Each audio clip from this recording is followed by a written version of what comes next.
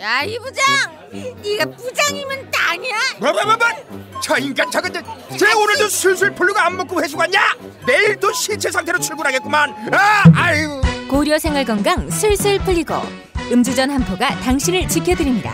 특허받은 천연 유래 성분 숙취 해소제 술술 풀리고를 은하계 최저가로 딴지마켓에서 만나보세요.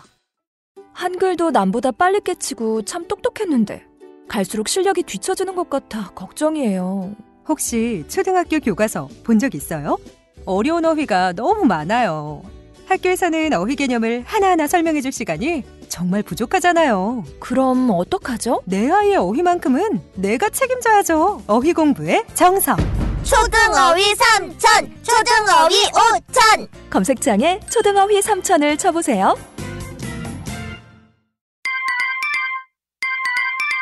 자려고 누웠는데 저스툰 지루한 지하철에 저스툰 자려고 누웠는데 지루한 지하철에 클래스가 다른 재미 저스툰 클래스가 다른 재미 저스툰 웹툰 웹소설은 저스툰 클래스가 다른 재미 저스툰 다시 날씬해지고 싶어! 다이어트 해야 하는데 좀 간단한 방법 없을까? 1522-6648 1522-6648 혹은 비타샵을 검색해주세요.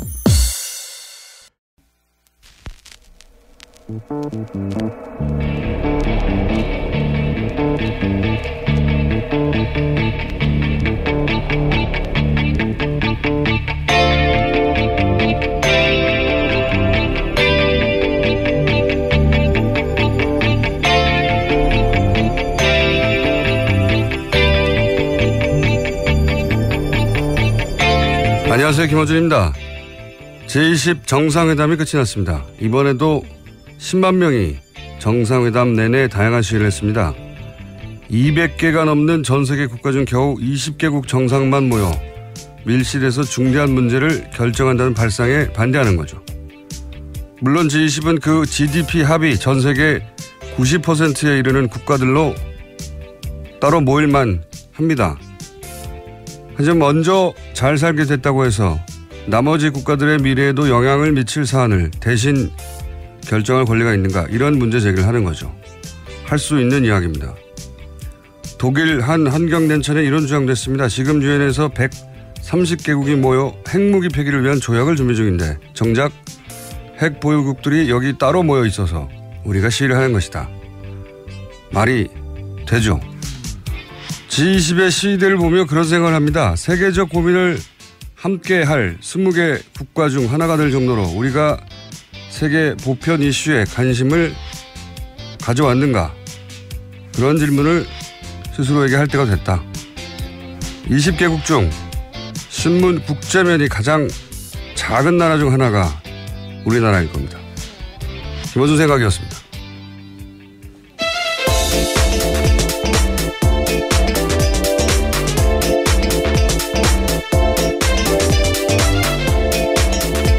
시사인의 김은지입니다. 자, 힘든 월요일입니다. 힘내십시오. 월요일이 더 힘들긴 해요, 그죠? 예. 네, 게다가 비가 와서 일어나기도 좀 쉽지 않습니다. 저는 비는 좋은데. 아, 예. 그러세요? 월요일이 싫어요. 자, 첫 번째 뉴스는 뭡니까? 네, 문재인 대통령은 4박 6일 동안의 G20 정상회의 일정을 마치고 방금 아침 6시 귀국했습니다. G20 정상회의 마지막 세션에서 문재인 대통령은 북한의 역량실조 문제를 언급했습니다. 국제사회가 대북 제재 틀 안에서 인도적 지원을 할 필요가 있다라고 말한 건데요. 또 G20 의장국인 독일의 메르켈 총리가 기자회견을 열어서 북한 문제에 대한 각국 정상들의 우려를 공개했습니다. G20이 이게 경제회담이거든요. 원래 각국의 경제부 장관하고 한국은행 총재 각국에 그렇게 모여서 회의를 하다가 언제죠? 2007년인가 8년인가 그 미국발 경제회의 있었잖아요. 그때부터 정상회의 모이기 시작한 건데 그러니까 이게 정치적 내용은 경제회담이라 성명에 안 남기거든요. 근데 이 마지막 기자회견은 북핵 문제니까 정치적 문제인데 이게 아마 우리 쪽 요청으로 기술적으로 이렇게 소화한 거죠. 성명에는 담길 수 없는데 의장국이 따로 기자회견하는 것으로. 정치적 이슈를 따로 기자회견 이렇게 하는 건 제가 알기로는 처음 있는 일로 알고 있습니다. 누가 이렇게 해달라고 혹은 하게 하는지 모르겠는데 잘한 겁니다. 이거. 잘한 건데 글쎄요. 이거를 잘했다고 자랑해 줄 곳이 없네요. 제가 보기엔 나도 잘한 건데 여기 참가했던 분들 중에 모실 수 있는 분이 있을지 모르겠습니다. G20 의장국 중에서요? 의장국이 아니라 제 말은 수행했던 분들이 있겠죠. 뭐 외무부 장관이라든지 이 세션에 참여했던 통역을 대신 불러서 할 수는 없잖아요. 문재인 대통령이 나올 것 같지도 않고 섭외해 볼까 합니다. 자, 어떤 방식으로든. 다음 수는요? 네, 문재인 대통령이 마크롱 프랑스 대통령과 독일에서 마지막 정상회담을 가졌습니다. 촛불혁명과 정치혁명으로 당선된 두 정상이 대화를 나눈 건데요. 문재인 대통령은 같은 시기에 프랑스와 한국의 대통령이 됐으니 우리 두 사람은 아주 공통점이 많다라고 생각한다라고 말했습니다. 또 이어서 트리도 캐나다 총리와는 예정에 없이 만났습니다. 네. 인기 있는 젊은 정상들을 만났네요. 다음은요? 또 G20 정상회의 첫날인 지난 7일에 독일이 준비한 클래식 콘서트가 있었는데요. 이때 돌발 상황이 많이 화제가 됐습니다. 갑자기 트럼프 대통령이 왼팔을 옆으로 길게 뻗어서 문재인 대통령 손을 잡았습니다. 트럼프 대통령의 오른쪽에는 마크롱 대통령이 있었는데 그 직전에 기후변화 협약인 파리 협약 탈퇴와 관련해서 마크롱 대통령이 트럼프 대통령을 맹비난 이유였습니다. 그래서 냉랭한 분위기였는데 이를 무마하려는 듯 트럼프 대통령이 문재인 대통령 손을 잡아서 화제가 됐습니다.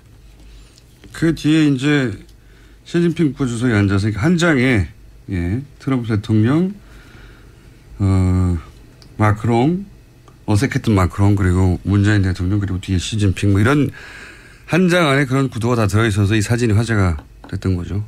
근데 제가 알기로는 원래는 이 연주에 그 자리는 그 보도가 없던데 그 푸틴 자리였어요. 네, 지각을 해서 그 자리에 앉지 못했죠. 지각을 30분 이상 하는 바람에 그 자리가 문재인 대통령 자리가 됐다라고 알고 있습니다. 네. 원래 이제 대통령 G20 20개 정상이 다 착석해야 연주를 한다고 해요. 근데 당연하잖아요. 너무 오래 안 와가지고 그렇게 됐다고. 여담입니다. 중요하진 않지만 화제가 됐길래 사실이. 자, 다음 순요.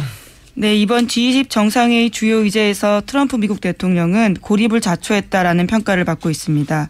주요 의제인 기후변화에서부터 미국은 다른 19개 나라와 맞섰습니다. 또 장녀 이방카도 논란의 한복판에 섰는데요. 중국 시진핑 주석과 영국 메이 총리 사이에 이방카가 앉아 있었습니다.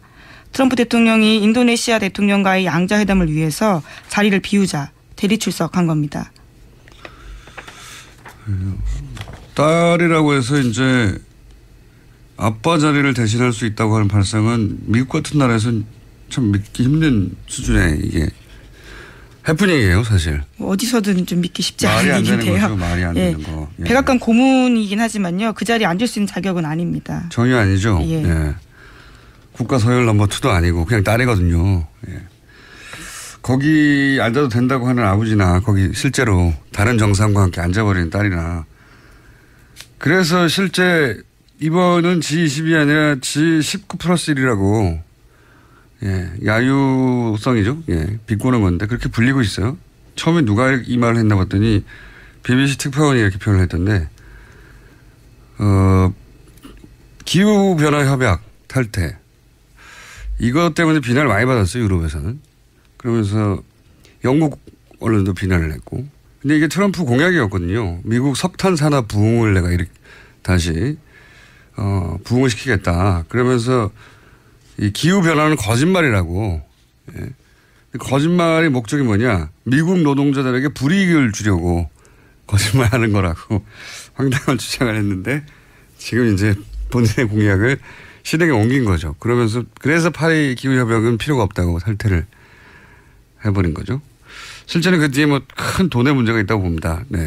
돈의 문제가 있는데 그것 때문에 비난을 받았고 또 한 가지 그 트럼프가 19 플러스 1로 흔적을 남긴 게 이제 G20은 원래 보호무역에 반대하는 게 기조였거든요. 그렇죠. 예, 이번에는 자국 시장을 보호할 권리가 있다. 뭐 이런 식으로 명기하는 걸로 트럼프 대통령의 주장이었죠.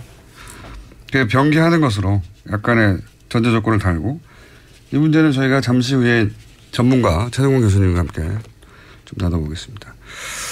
말 나온 김에 이제 G20 얘기를 더 이상 할 일이 없을 것 같으니까 제가 전해드리는 재미있는 얘기 몇 가지 전해드리면 사우디 국왕은 낙타 12마리를 싣고 왔다고 그래요. 네. 네.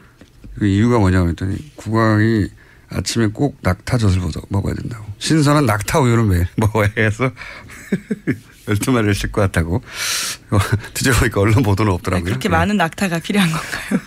자세히 모릅니다. 예. 여담이에요. 제가 들은 이야기 중에 웃긴 거. 그다음 메르켈이 철문 앞까지 걸어온 게 화제가 됐잖아요. 우리나라에서도. 독일에서도 화제가 됐다고 해요. 교민 만나고 하니까 그 이제 담장까지 걸어 나왔잖아요. 네. 철문까지.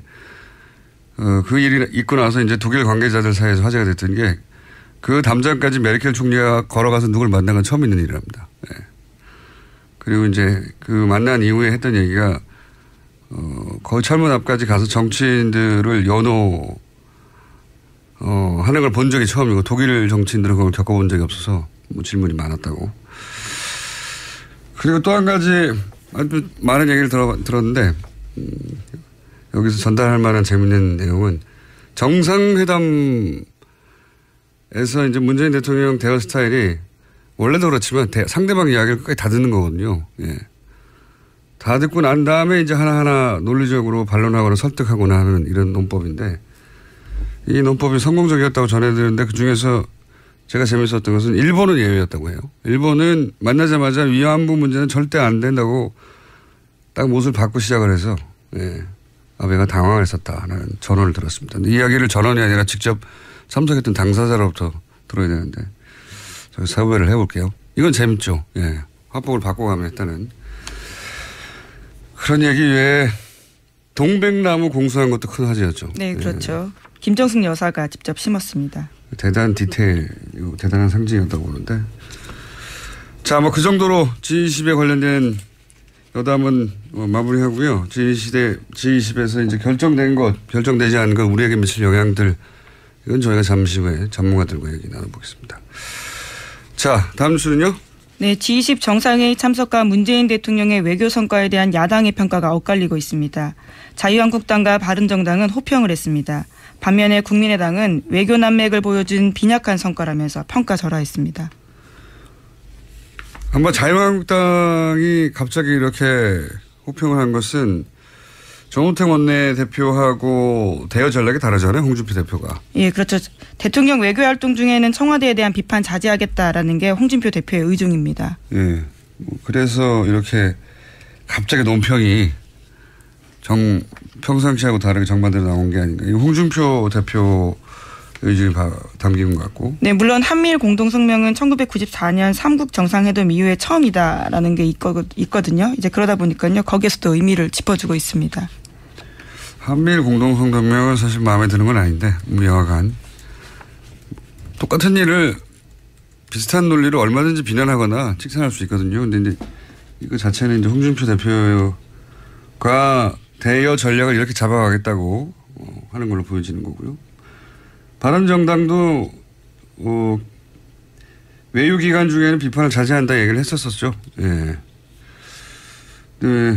예, 공동의 안보 이익 그리고 외교 이익들에 대해서 협치해 나가겠다라는 태도로 보입니다. 그런데 이제 국민의당은 비판을 하고 있는 건데요. 국민의당은 최근에 이제 각을 세우고 있으니까. 예. 네, 포토제닉용에 불과했다라는 식의 평가절하하고 있습니다. 뭐 비판하는 이유는 자기들의 정치적 목적에 따라 그럴 수 있는 거죠. 그럴 수 있는데 이건 좀 웃겼어요. 포토제닉 회담이었다는 거. 포토제닉은 칭찬이거든요. 사진 잘 받는다는. 예. 비난을 칭찬의 언어로 하는. 이건 좀 웃겼습니다. 이 워딩은. 포토제닉용. 예. 포토제닉용 회담이었다 이거잖아요. 예. 사진 잘 받는다는 얘기니까 포토제닉은 상도 있어요. 포토제닉 상. 기억해 보시면. 어쨌든 그런 반응도 있었습니다. 자, 다음 뉴스는요? 네, 검찰이 어제 이준서 전 최고위원에 대해서 구속영장 청구했습니다. 이 전 최고위원이 구속된다면 검찰 수사가 국민의당 윗선으로 확대될 가능성이 있습니다. 검찰은 또 이유미 씨의 남동생에 대해서도 구속영장을 청구했는데요. 이 전 최고위원 등에 대한 영장실질심사는 내일 오전에 열립니다. 그렇군요. 미필적 고의나 관련 전문 분석은 저희가 3부에서 박범계 의원과 함께 하겠습니다. 네. 자, 여기 대해서 이제 국민의당은 반발을 당연히 하겠죠. 예. 국민의당 반응은 어떻습니까? 바로 지도부 대책회의 소집했습니다. 이번 영장 청구는 검찰의 과잉 충성 수사 결과라면서 추미애 더불어민주당 대표를 비판했습니다. 더불어민주당 같은 경우에는 국민의당의 당의 자체 진상규과와 다른 내용이다라는 지적을 했는데요. 검찰 수사로 당의 관련성이 드러났음에도 불구하고 책임지기는커녕 공세에만 나서고 있다. 이렇게 비판하고 있습니다. 뭐 당연히 국민의당에서는 추미애 대표가 미필적 고의라는 말을 한 적이 있기 때문에 판사 출신으로 이거 이제 검찰이 실제로 영장에 미필적 고의라는 단어가 들어갔는지 뭐 그건 모르겠습니다만은 의심한다는 거죠. 예. 그래서 이게 추미애 대표가 이런 말 했다고 검찰이 갑자기 구속영장을 청구할 사안이 아닌데 청구한 거 아니냐. 이런 주장인 거고요. 민주당에서는 무슨 소리냐. 적반하장이다. 뭐 이런 얘기인 거죠. 예. 여기서 이제 가이드라인을 제시했다고 하는 걸 계속 국민의당에서는 주장할 수 있고. 근데 국민의당이 당 조사단을 꾸려서 자체적으로 결론을 냈잖아요. 네, 이유미 씨 단독 범행이라는 거죠. 단독 범행이라고. 예. 공당이 조사단을 꾸려서 분명히 당으로서는 다 조사할 수 없었던 석연찮은 지점이 있었는데 과감하게 단독 범행이라고 결론 낸 것도 가이드라인이라면 가이드라인이죠. 만약에 당대표가 한마디 한 게 가이드라인이면. 그게 더 자세한 가이드라인이라고 볼 수도 있습니다. 근데 이제 뭐 정치적 공방인 거죠, 지금은. 정치적 공방이고 이 영장이 실제 발부가 될지 아닐지에 따라서 또 정국이 좀 달라질 것 같고요. 실제 영장이 발부가 돼버리면 그때는 국민의당이 할 말이 정말 없어지겠죠. 기로에 서 있습니다. 국민의당도 여러 면에서. 다음 뉴스는? 네. 다음 뉴스는요? 예. 추경안 처리가 점점 더 어려워지는 분위기입니다. 야3당은 게다가 문재인 대통령이 오늘까지 재송부를 요청한 송영무 조대엽 장관 후보자에 대한 인사청문 보고서도 채택해줄 수 없다라고 날을 세우고 있습니다. 그렇죠. 뭐 계속 강경화 장관 김상준 위원장 때도 강행하면 파국을 맞이할 거라고 그랬죠. 파국은 오지 않았고. 근데 이번에는 어쨌든 추경도 걸려 있으니까요. 예. 추경이 통과가 잘 안 될 것 같아요. 예, 게다가 김희수 헌법재판소장 같은 경우에도 한 달째 지금 인준안이 표류하고 있는 중입니다. 그러니까요. 제가 말씀드렸잖아요. 2달 이내에 국무위원 구성이 안 된 건 처음이라고 우리 헌정사에서. 만약에 그 점만 강조해서 언론이 막 공격을 했다면 야당이 굉장히 괴롭겠죠. 추경이 통과되지 않은 것도 안 된다면 만약에 안 되는 것도 처음 있는 일입니다. 다 했던 일이에요. 예. 그전에는 문제가 없어서 했던 게 아닌데 아주 어렵게 길을 가고 있습니다. 그런데 이제 과거의 차이점이라면 야당이 그 정도의 비판을 받지 않는 거죠. 언론으로부터. 예. 자, 다음 순요. 이재용 삼성전자 부회장이 오늘 박근혜 전 대통령의 재판에 증인으로 출석할 예정입니다. 하지만 앞서 재판에 나왔던 삼성 임원들처럼 증언을 거부할 가능성이 크다고 합니다. 그러니까요. 삼성은 여러모로 참 대단합니다. 삼성전자가 대단한 회사거든요. 지금 이익이 세계 1위가 된 거잖아요. 그 애플을 제치고. 네. 정말 대단한 회사인데 여기 삼성의 오너도 참 대단합니다. 오너를 위해서 이러는 건데. 네, 대신에 법정 바깥에서는 말을 아주 많이 하고 있다라고 하는데요. 장애 여론전에 적극적이라는 보도도 나오고 있습니다. 삼성은 기자들한테 라오싱과 관련한, 그러니까 삼성의 속칭 말세타가 관련해서 자신들이 책임이 없다라는 취지 이야기들을 여러 차례 기자들한테 하고 있습니다. 말세타 관련 저희가 몇 번 다뤘죠. 네. 매매, 해제 관련. 그게 이제 적극적으로 여론전을 한 결과 보여지고요. 왜냐하면 실제로 기자들한테 그런 여론조사를 적극적으로 했으니까요. 그리고 출석을 거부하는 적은 있는데 출석을 해서 증언을 이렇게 집단으로 거부하는 거는 역시 헌정사상 최초 없는 일입니다. 없는 일. 예. 없는 일이 일어나고 있는 거예요. 이제 출석을 한 다음에 말을 안 하는 거죠. 말을 안 할 권리가 있긴 있거든요. 자기한테 불리한 것은 말하지 않을 진술할 권리가. 근데 이렇게 집단으로 이 조직 내에 있는 모든 사람이 모두가 다 이런 건 처음입니다. 대단합니다. 근데 이제 이게 말 세탁 의혹 관련해서 증거를 제출한 말 매매 해제. 계약 해지서죠. 이상한 문서인데요. 진짜. 8개월 있다가 말을 돌려받았다고 하는. 근데 과거에도 보면 뇌물을 받았다가 돌려준 건 많아요. 간단하게 얘기하면 뇌물이 아니라는 주장을 하기 위해서 뇌물이라고 주장되는 돈이든 말을 내가 되돌려 받았으니까 원래 내 말이고 뇌물이 아니었다는 간단하게 보면 그런 거거든요.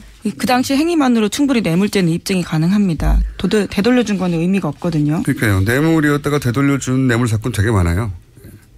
근데 기자들이 그걸 몰라서 이렇게 말 세탁 의혹을 단돈에 해소할 만한 증거가 나왔다는 식으로 보도했을 리가 없잖아요.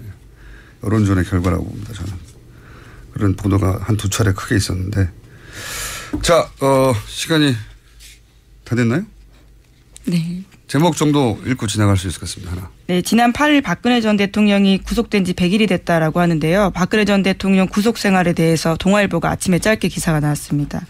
새벽에 주로 영안사전을 읽는다고 하고요. 일과 중에는 박경리의 토지를 읽으면서 시간을 보내고 있다고 합니다. 그래요?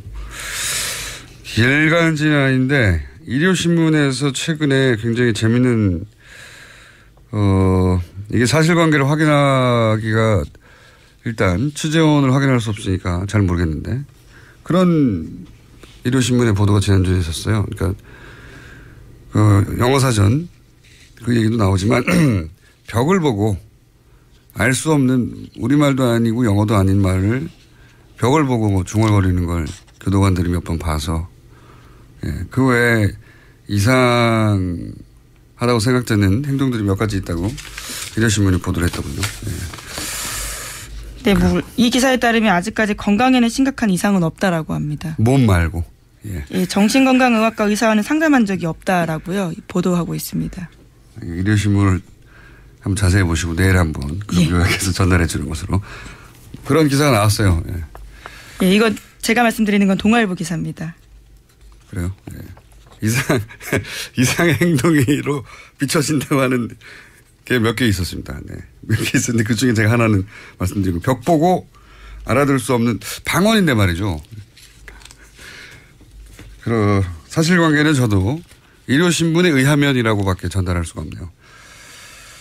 삼성 관련해서 정유라 씨가 증인 안 나가겠다는 정도의 뉴스가 있는 것까지 하죠. 예, 정유라 씨가 안 나가겠다고 하죠. 예, 오는 12일입니다. 증인으로 채택됐는데요. 나가지 않겠다는 뜻을 밝혔습니다. 그러니까 이재용 부회장의 재판에 정유라 씨가 구속되느냐 안 되느냐가 대단히 큰 영향을 미칠 수 있다고 저희가 짚었었는데 정유라 씨는 아예 증인으로 나가지 않겠다고 하는 거죠. 예, 자신을 방어하는 최선의 길이다 이렇게 밝히고 있습니다. 그것도 그렇고 이재용 삼성 부회장이 만약에 뇌물죄가 무혐의가 된다면 그럼 뭐 줄줄이 관련된 박근혜 전 대통령이나 최순실 씨나 정유라 씨 모두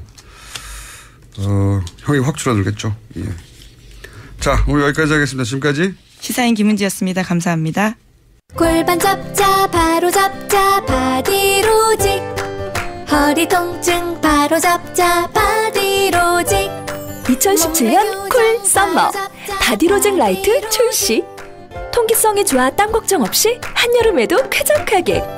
입은 듯 안 입은 듯 가벼움의 신축성은 그대로.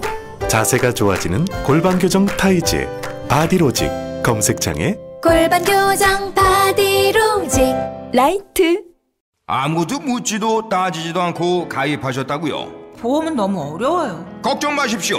마이보험 체크가 도와드립니다. 1800-7917 마이보험 체크로 지금 전화 주세요.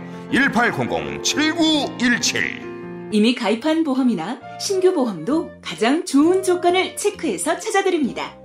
인터넷 한글 주소 마이보험.com 또는 카카오톡에서 아이디 검색 마이보험을 친구 추가하여 상담하실 수 있습니다. 모닝똥? 제겐 사치였죠. 내가 토끼인지 토끼똥이 나인지, 내가 변을 본 것인지 변을 당한 것인지, 나는 바나나이고 싶다. 간혹 구렁이이고도 싶다. 미궁 대장사랑!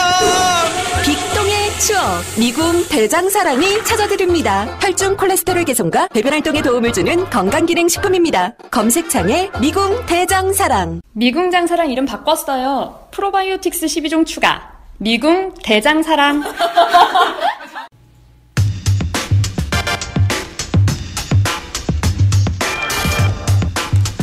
G20 정상회담이 마무리했습니다.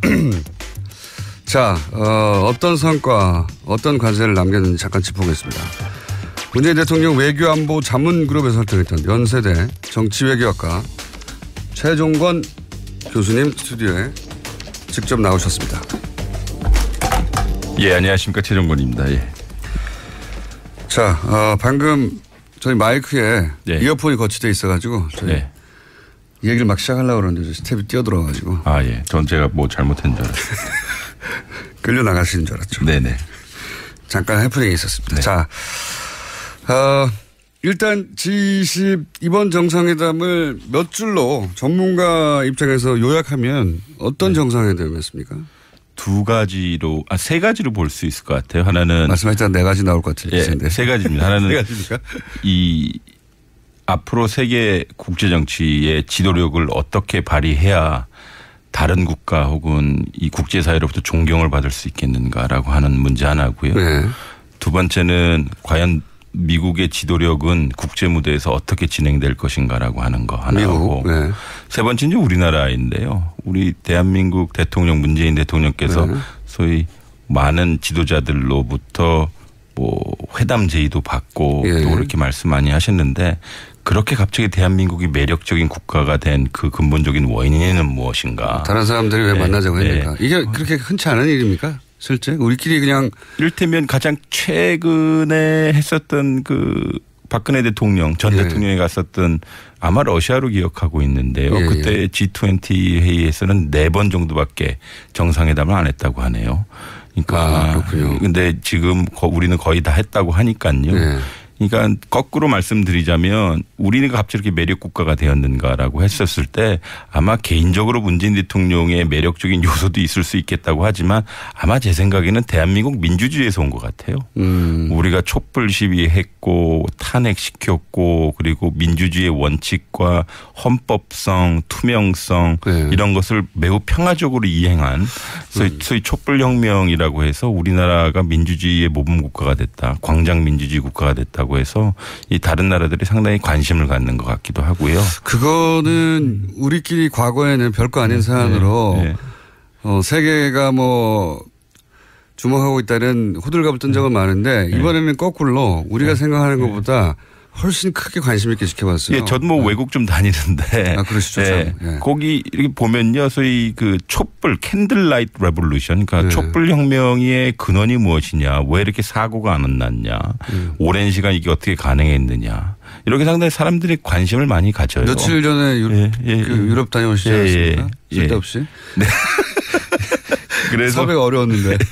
그래서 이 보면 그 촛불에 관해서 상당히 사람들이 관심이 있고 아마 그게 우리 IT 기술도 있고 한류 문화도 있고 여러 가지 우리나라에 좋은 점이 있지만 가장 보편적으로 우리나라 민주주의 국가다. 민주주의 잘하고 있다라고 하는 것이 이제 소위 이 외국으로부터 많은 매력의 원인이 되지 않나라는 생각을 해요. 대통령이 이렇게 내려가는 과정이 다른 나라에 없었던 것은 아닌데 대부분은 폭력 사태를 동반하고 그리고 이제 집회도 과격화지기 마련이고 뭐 불타는 장면 몇 개는 반드시 나와야 되고 그런데 그게 전체가 없으니까 신기해하는 분들이 많습니다.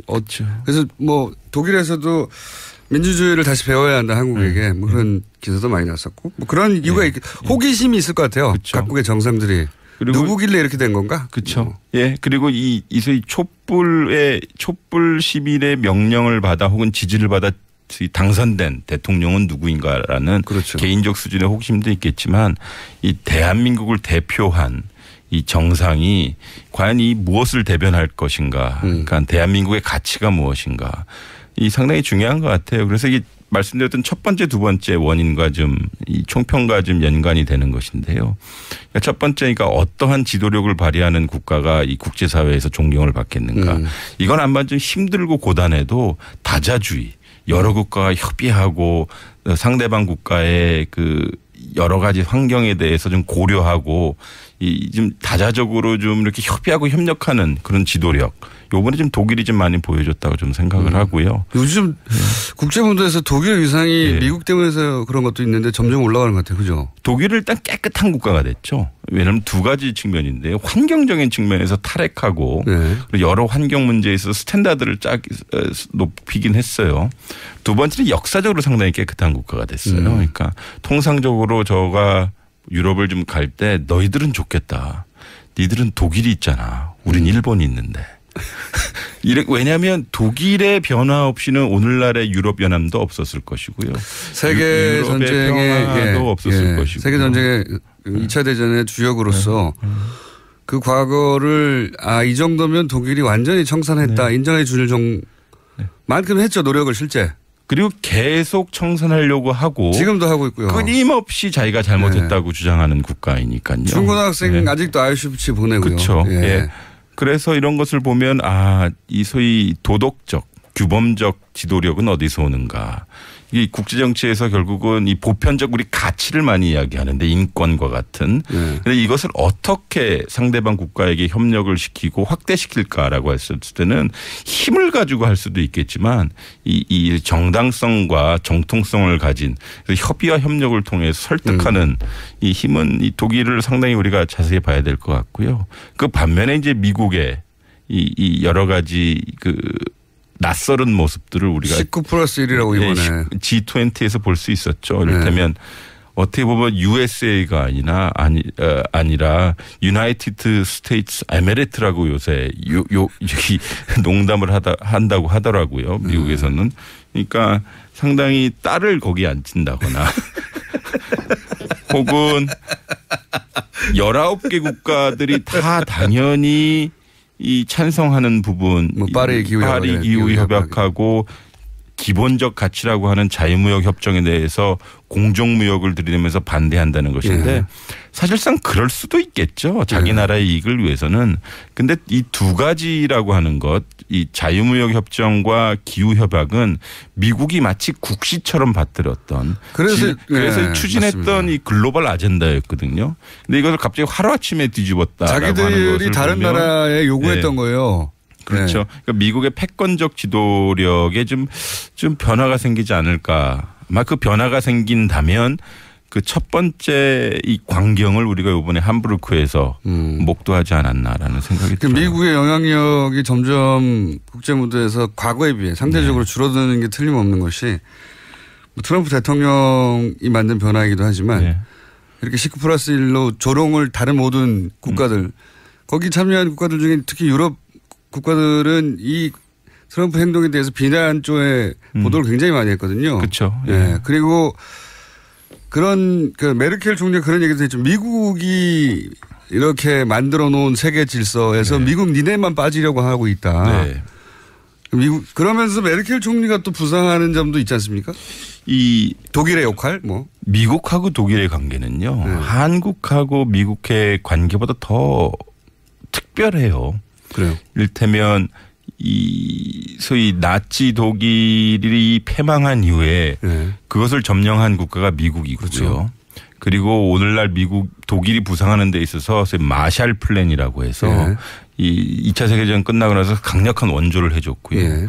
그리고 독일의 민주주의와 자본주의가 확립이 안 되면 이 유럽에서의 자본주의 체제 그다음에 민주주의 체제가 무너진다라고 했기 때문에 상당히 많은 미국이 지원을 했어요. 그러니까 독일의 부상의 토대는 미국이 만들어준 게 확실해요. 그런데 중요한 건 뭐냐면 이 그동안 독일의 입장에서도 이 미국의 협력 없이는 자신이 성장할 수 없다는 건 알았는데 이게 서로 상호 협력적으로 갔단 말이에요. 그리고 독일 자체는 상당히 미국에게도 의미 있는 이 동맹국이었는데 이게 지난달이죠.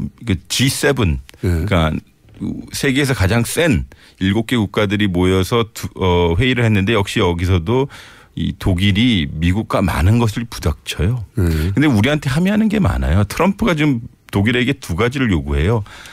독일 때문에 지금 미국 적자폭이 너무 세졌다. 그래서 독일 매우 나쁜 나라다라고 메르켈 총리는데 이와의 배드 컨트리 이렇게 해버리거든요.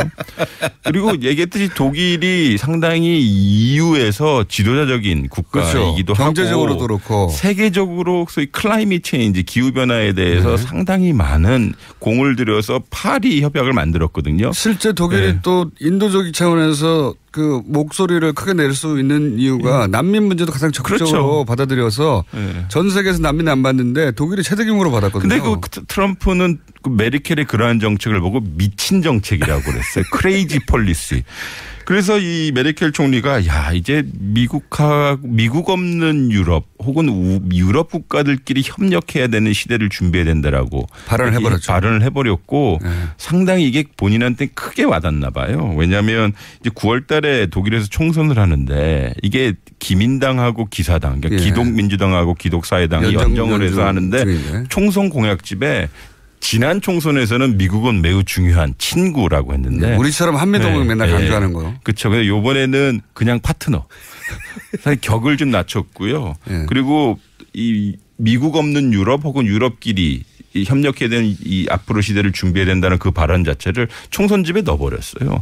이게 어떻게 보면 이게 반미 정서라기보다는 트럼프로 대변되는 미국의 독단주의 이런 것들에 대한 강력한 실망을 가지고 있는 거죠. 그러니까 미국의 지도 뭐 표현이 마음에 안 들지만 어쨌든 미국의 국제사회에서의 지도력, 영향력, 존재감이 축소되고 있는 건 확실한 것 같고요. 그거를 급격하게 유럽도 뭐 나토 문제에서도 그렇고 그 분담금 요구하고 그러다 보니까 우리끼리 이제 우리끼리 문제를 해결해야 될 때가 다가오고 있고 그 중심에 점점 독일에 서고 있는 것 같아요. 그러니까 이번에 그 앞에 아무래도 이번에 독일이 주최국이어가지고 대놓고 이 트럼프에 대해 잔소리를 하거나 아니면 큰 소리를 못했을 거예요. 근데 마크롱 대통령이 아예 트럼프하고 크게 붙었거든요.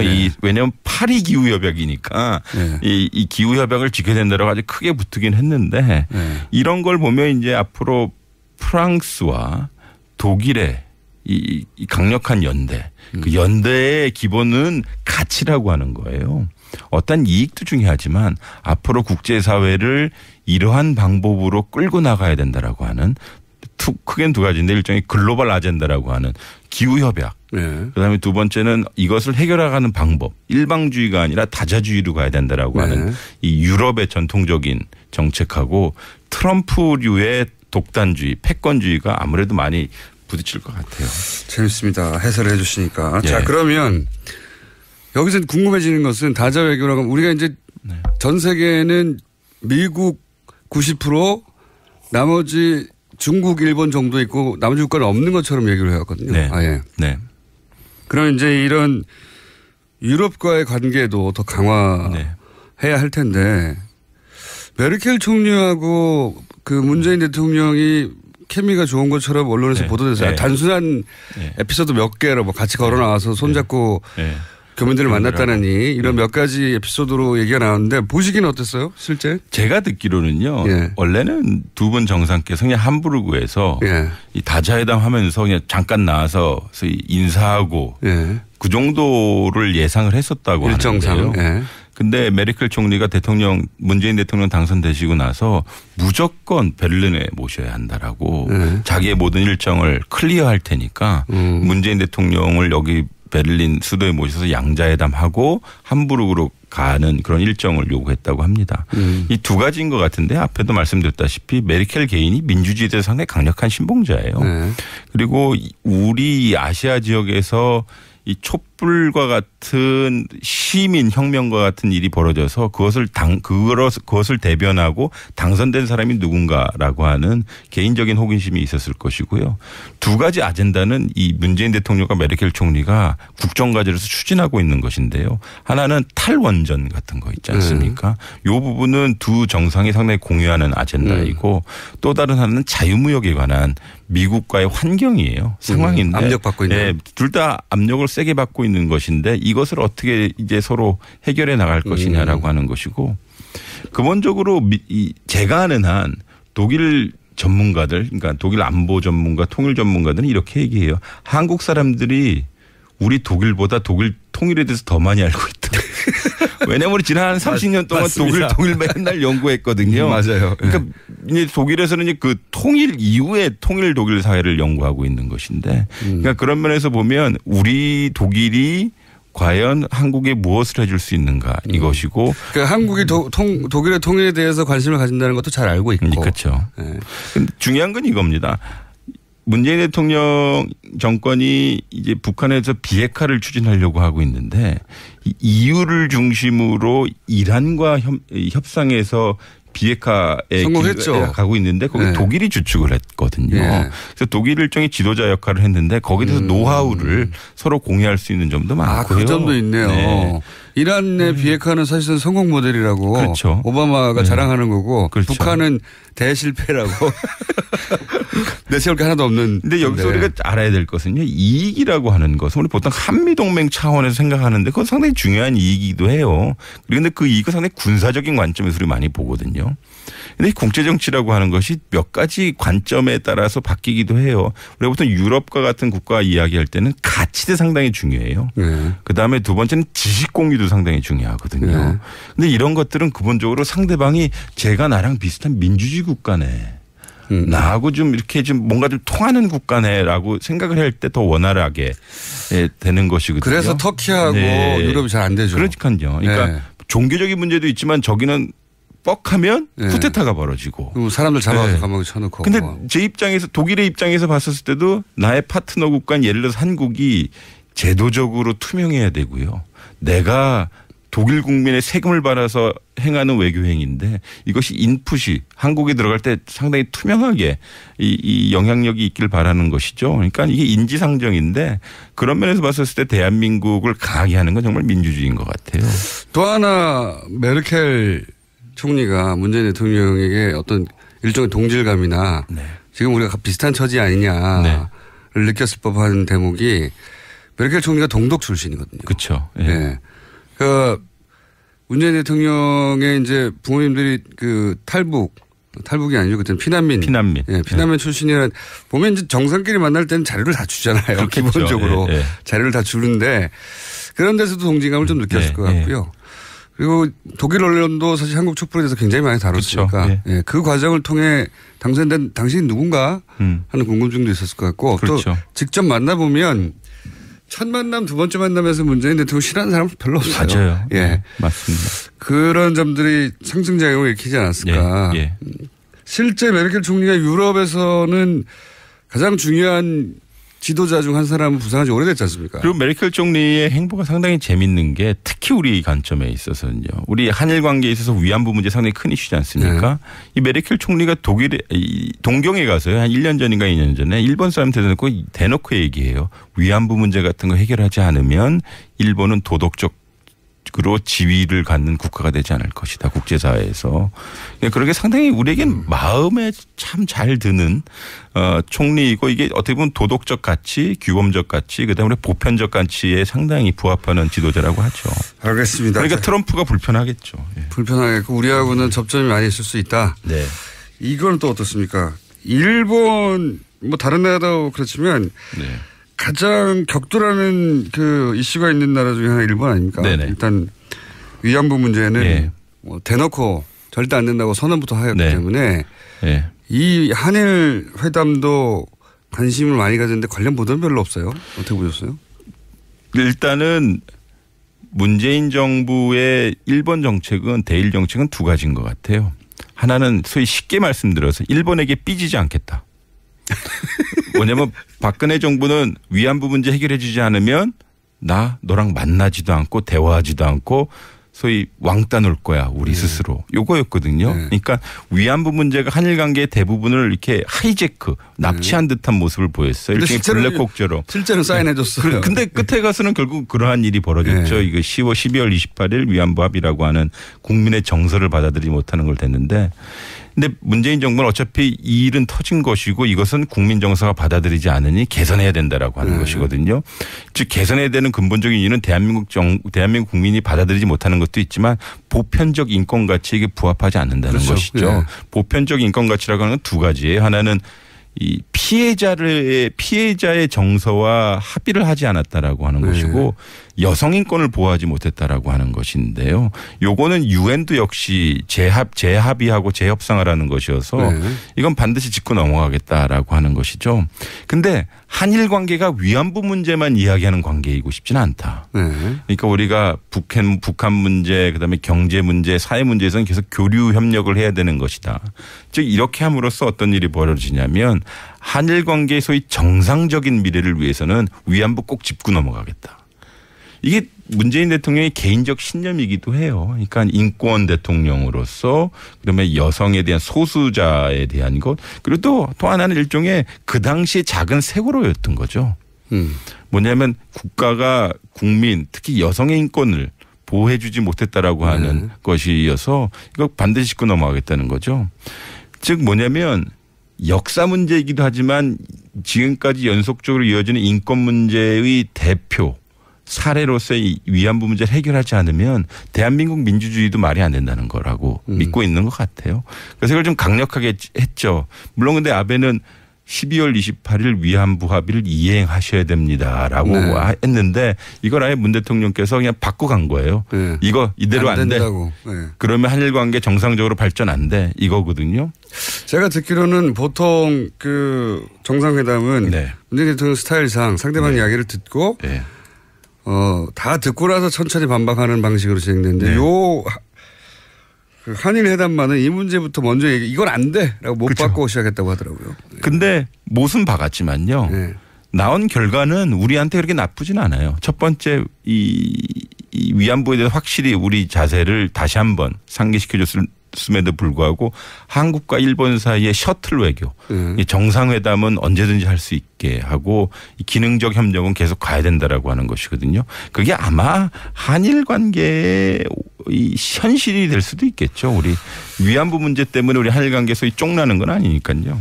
그 부분은 상당히 볼 필요가 있는 것 같아요. 알겠습니다. 그러면 이 정상회담을 퉁쳐서 우리 입장에서 가장 큰 성과는 뭐라고 보십니까? 정리를 해보자면. 두 가지인데요. 하나는 이 세계의 보편적 가치가 요번에 두 가지가 크게 불거졌죠. 하나는 이 기후변화에 대한 국제사회의 대응. 즉 이 파리 기후협약에 대해서는 모든 국가 그러니까 미국을 제외한 모든 국가가 지지한다고 했는데 우리 소위 모든 국가 안에 들어갔거든요. 그러니까 19+1이니까. 그러니까 한미동맹 프레임 차원에서 보면 그것이 말이 안 된다고 주장하는 사람들일 수도 있겠지만. 야, 우리 미국 따라가야 되는 거 아니야? 한미동맹인데. 그런데 이것은 어떻게 보면 만약에 그쪽으로 갔다 그러면 대한민국이 일종의 왕따 당할 수 있는 세계적인 왕따가 되겠죠. 아마 이제 우리가 이제 보통 국가 규범을 따라가는 국가를 가는 거고요.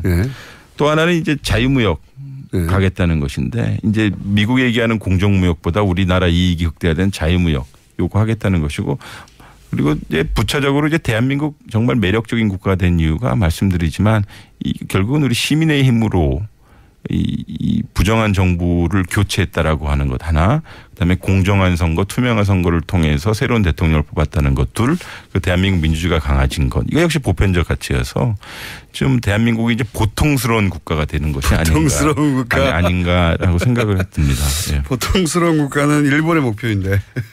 그렇죠. 그런데 보통스러우니까 상당히 이 규범적이고 보편적인 국가가 되고 있는 거 아닌가라는 생각. 세계적 기준으로 볼 때 하자가 없다. 최정원 교수님과 얘기를 나누다 보면 물이 흐르는 듯합니다. 진영인간은 아닌데. 자, 연세대학교 정치외교학과 최정권 교수님이었습니다. 감사합니다. 네, 감사합니다. 3부에서 다시 뵙겠습니다.